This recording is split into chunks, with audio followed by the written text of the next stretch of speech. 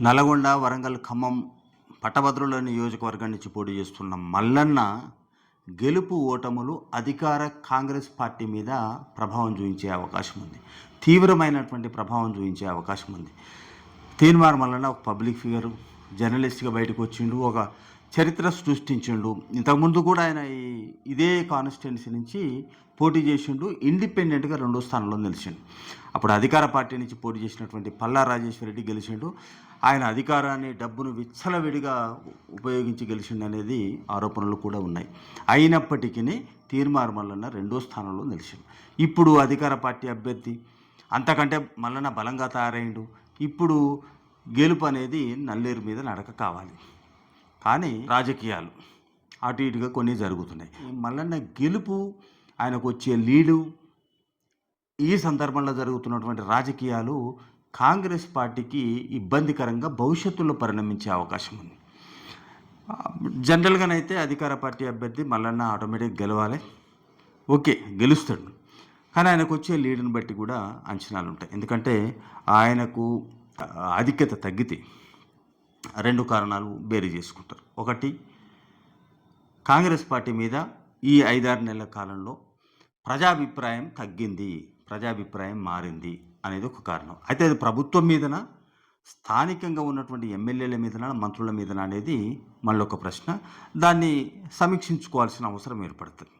అంటే కాంగ్రెస్ పార్టీ ప్రజలకు లేదా విద్యావంతులకు కూడా వాళ్ళ ఎక్స్పెక్టేషన్స్ రీచ్ కాలేకపోతుందనేది సంకేతాలు అందుతాయి. ఇదే కాకుండా ఇంకోటి ఏంటంటే, ఈ ఎన్నికల సందర్భంలో స్థానిక నాయకుల పనితీరు, ఐక్యత కూడా బయటపడుతుంది.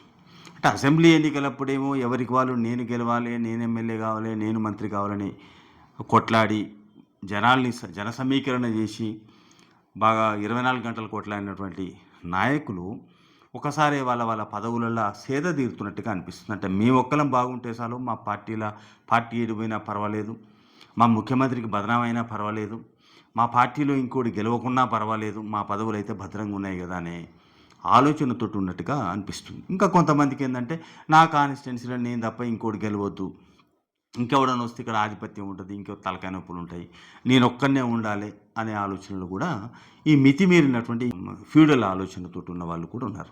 సో ఇట్లాంటి 3-4 కాన్స్టిట్యున్సీలో కొద్దిగా మెండుస్తున్నట్టుగా అనిపిస్తుంది. ఈ ఎన్నికల తర్వాత అవన్నీ లెక్కకు వస్తాయి. ఇవి కూడా రేపు ప్రజల్లో చర్చకు వస్తుంది. ఎందుకు కాంగ్రెస్ పార్టీ మీద, కాంగ్రెస్ పార్టీ అధికార పార్టీ అభ్యర్థిగా, బలమైన అభ్యర్థిగా ఉండి కూడా మల్లన్న ఎందుకు ఆధిక్యత అనుకున్నంత సాధించలేకపోయిండు?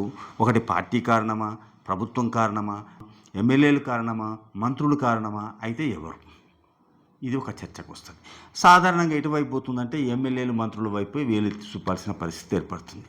ఒక రేవంత్ రెడ్డి ఏమో ఒకే లక్ష్యంతో ఆయన పిసిసి అధ్యక్షునిగా ఎట్లయితే కాంగ్రెస్ పార్టీని అధికారం వైపు డ్రైవ్ చేసిండో, అదే ఫోర్స్ తోటి, అదే ఏకాగ్రతతోటి ప్రభుత్వాన్ని నడిపే పనిచేస్తున్నారు.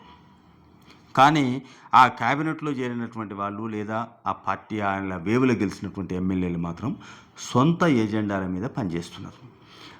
రేవంత్ రెడ్డికి ప్రజల్లో మంచి ఆదరణ ఉంది. కానీ వీళ్ళు సొంత ఎజెండాలు పెట్టుకొని చేయడం వల్ల అది పార్టీ మీద ప్రభావం పడుతున్నది. రేపు ఎన్నికలలో వీళ్ళ ప్రవర్తన, వీళ్ళ వ్యక్తిగత ఎజెండాలు బయటపడే అవకాశం ఉంది. ఒకళ్ళిద్దరు సీనియర్స్కి ఇప్పటికే తలకాయ నొప్పులు ఉన్నాయి. మన పార్లమెంట్ ఎన్నికలలో వీళ్ళు చేసినటువంటి పనుల వల్ల కాంగ్రెస్ పార్టీ తక్కువ సీట్లు గెలుస్తుందనేది అంచనా. అది రేవంత్ రెడ్డిని బలహీనపరచాలనే కుట్రలో భాగంగానే వీళ్ళు చేసిండ్రు అనేది రిపోర్ట్. సో ఇప్పుడు కూడా ఎమ్మెల్సీ ఎన్నికలలో అదే పని చేస్తే, రేవంత్ రెడ్డిని బలహీనపరచాలను, ఇంకొకటి గెలవద్దని చేస్తే, ఇది కాంగ్రెస్ పార్టీ మీద ప్రభావం పడే అవకాశం ఉంది.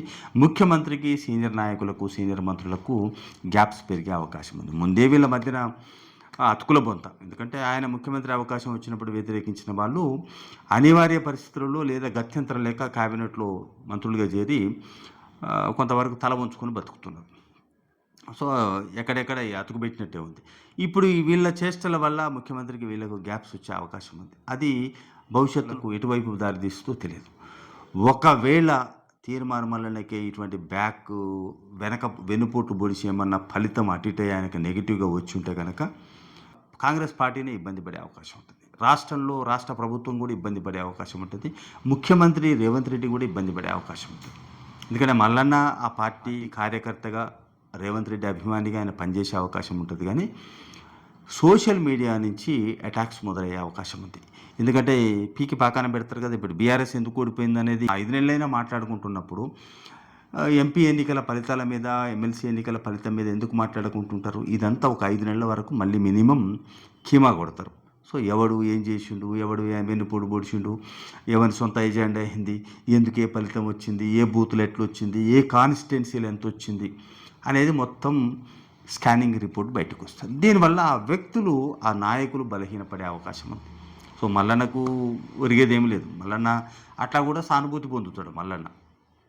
మల్లన్నకున్న ఇమేజ్‌లో ఏం తగ్గదు. కానీ కాంగ్రెస్ పార్టీలో ఉన్నటువంటి నాయకుల ఇమేజ్‌కి డ్యామేజ్ అయ్యే అవకాశం ఉంది. కాంగ్రెస్ పార్టీ ఇబ్బంది పడే అవకాశం ఉంది. రేవంత్ రెడ్డి ఇబ్బంది పడే అవకాశం ఉంది. నిన్న మొన్న ఏదో ఇంటెలిజెన్స్ రిపోర్ట్ కూడా ముఖ్యమంత్రికి అందడం వల్లనే కొంత అలర్ట్ అయినట్టుగా తెలిసింది. నిన్నటిదాకా పండుకున్నటువంటి కొన్ని కాన్స్టిట్యున్సీలో ముఖ్య నాయకులు లేచి కొద్దిగా కదులుతున్నారు. ఇక 2 రోజుల ముందన్న ఏదో యాక్షన్ చేసి బయటపడాలి, లేకపోతే ఆయనతో ఇజ్జత్ పోయేటట్టుంది. మన పార్లమెంట్ ఎన్నికలన్నీ కొంత అపవాదు మూట కట్టుకున్నాం, ఇప్పుడు కూడా ఇబ్బంది అవుతుందని బయటికి కదిలినారు. సరే ఏదైతే ఏమో 2 రోజుల ముందైనా కానీ కనీసం ఆ దారిలో పోయి మల్లన్న గెలుపు కోసం సహకరించి మల్లన్నను ఈజీగా గెలిపిస్తే అది కాంగ్రెస్ పార్టీకి గౌరవం, ముఖ్యమంత్రికి గౌరవం, ఇటు మంత్రులకు గౌరవం, మల్లన్నకు కూడా గౌరవం. సో, ఆ దిశగానే ప్రయత్నాలు జరుగుతున్నాయి. కానీ ఫలితం మీద మాత్రం చర్చ ఉంటుంది.